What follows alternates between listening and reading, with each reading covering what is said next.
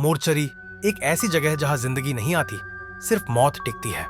सड़ी गली लाशों की गंध अब उसके कपड़ों तक सीमित नहीं रही थी।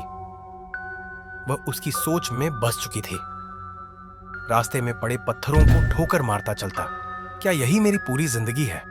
एक दिन उसकी राह में एक अजनबी आकर खड़ा हो गया। उसने बिना कुछ कहे रोहित का हाथ पकड़ लिया।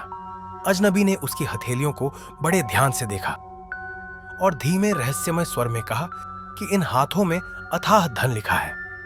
रोहित हंस पड़ा कि अगर लाशों की बदबू से अमीरी मिलती तो वह कब का करोड़पति होता। उसने कहा कि उन्हीं लाशों से रोहित अपनी किस्मत बदल सकता है। रोहित का दिल जोर जोर से धड़कने लगा। अजनबी ने खुद को कालधर बताया और पिशाच सिद्धि के बारे में बताया। एक ऐसा पिशाच जो लाशों के बदले सोना देता है, ढेर सारा सोना, इतना कि 7 पुश्तों तक खत्म ना हो। रोहित का मन डगमगाने लगा। वह इन बातों पर भरोसा नहीं करना चाहता था, लेकिन लालच धीरे धीरे उसकी सोच में झर घोल रहा था। कालधर ने अपनी सिद्धियों के कुछ चमत्कार दिखाए। ऐसे चमत्कार जिन्हें नकारना आसान नहीं था। और रोहित यह भी जानता था कि लाशों का इंतजाम उसके लिए कोई मुश्किल काम नहीं है। आखिरकार उसने हां कह दी। रात के अंधेरे में वे दोनों एक पुराने कुएं के पास पहुंचे। मंत्र गूंजने लगे। हवा भारी हो गई और माहौल में अजीब सी बेचैनी फैल गई। कालधर ने पिशाच को कुएं में स्थान दिया। तभी एक भारी, डरावनी और भूखी आवाज गूंजी, जिसने चेतावनी दी कि उसे एक दिन भी भूखा न रखा जाए, वरना वह उन दोनों को खा जाएगा। मंत्रों से पिशाच को बांध दिया गया। एक मुर्गी कुएं में डाली गई और बदले में सोने से भरा घड़ा बाहर आया। उस पल रोहित की आंखों में इंसान नहीं, बल्कि एक भूखा जानवर झलक रहा था।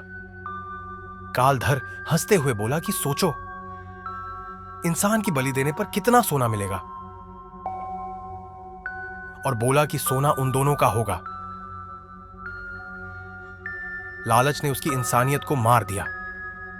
उसने अचानक कालधर को धक्का दे दिया। कालधर गिरते हुए चीखा कि पिशाच को भूखा मत रखना। लेकिन उसकी आवाज कुएं में हमेशा के लिए दब गई।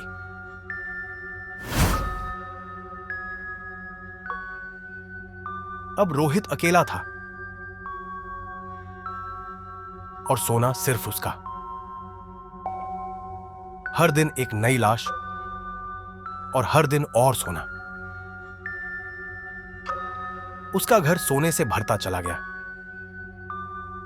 लेकिन उसके मन में डर भी उसी रफ्तार से भरने लगा। रातें बेचैन हो गईं। उसे हर समय लगता कि कोई उसे देख रहा है, कोई उसकी हर हरकत पर नजर रखे हुए है। धीरे धीरे लाशें मिलना मुश्किल होने लगी। लोग सवाल पूछने लगे, पुलिस की नजर भी उस पर टिक गई। रोहित घबरा गया और उसने शहर छोड़ने का फैसला कर लिया।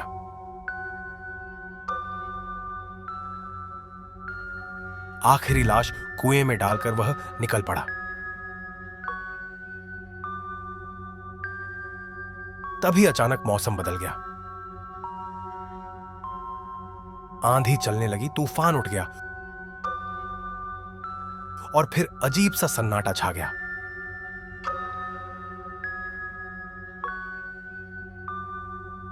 उसकी कार बंद हो गई। चारों तरफ साए मंडराने लगे।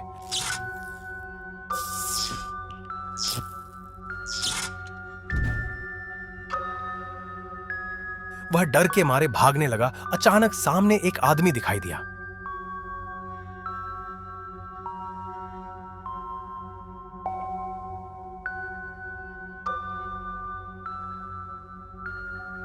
रोहित उसके पास पहुंचा ही था कि बिजली चमकी।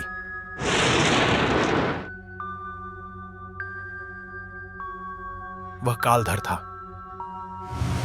मरा हुआ लेकिन जिंदा। वह हंसते हुए बोला कि रोहित कहीं नहीं जाएगा।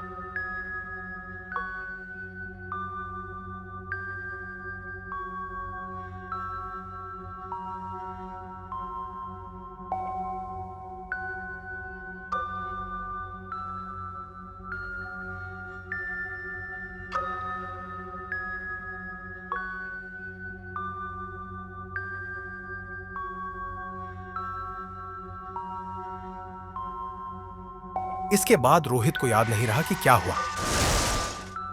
जब होश आया तो वह खुद को अपने घर में पाया। दीवार पर खून से लिखा था, लाश दो वरना मरो।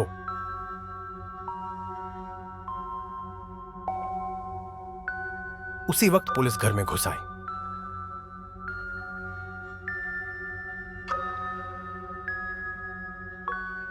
सोना बरामद हो गया। रोहित पूरी तरह टूट चुका था। आखिरकार वह उसी कुएं के पास पहुंचा और बुदबुदाते हुए बोला कि आज सब खत्म कर देता हूं। यह कहकर वह कुएं में कूद गया। रोहित मर गया, लेकिन कहानी यहीं खत्म नहीं हुई। पिशाच बच गया।